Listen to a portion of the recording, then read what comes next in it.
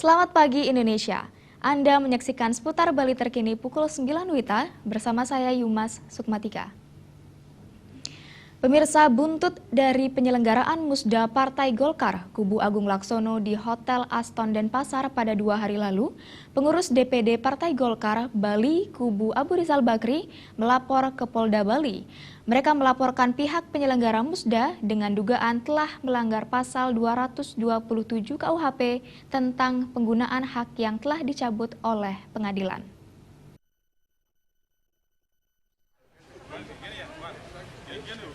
Rombongan pengurus DPD Partai Golkar Bali Persimunas Bali dipimpin langsung Ketua Harian I Gusti Putu Wijaya bersama kuasa hukumnya.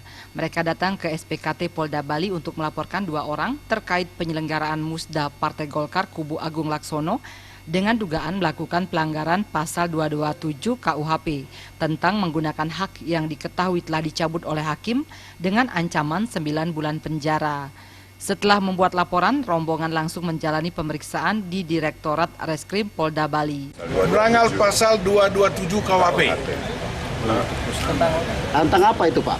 Pasal 227 KUHP ini yang isinya menggunakan haknya yang telah dicabut oleh pengadilan dan mereka tahu itu kan gitu, mereka tahu itu diancam dengan pidana 9 bulan. Kabid Humas Polda Bali Kombes Polisi Heri Wianto mengatakan pihaknya telah menerima laporan tersebut dan kini jajaran masih melakukan penyelidikan. Kita sudah menerima laporan dari DPD Golkar ya, dari kubu KRB.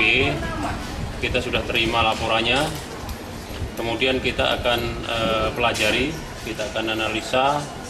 Kemudian baru kita akan menentukan untuk langkah-langkah berikutnya. Raiswantara, Bali TV.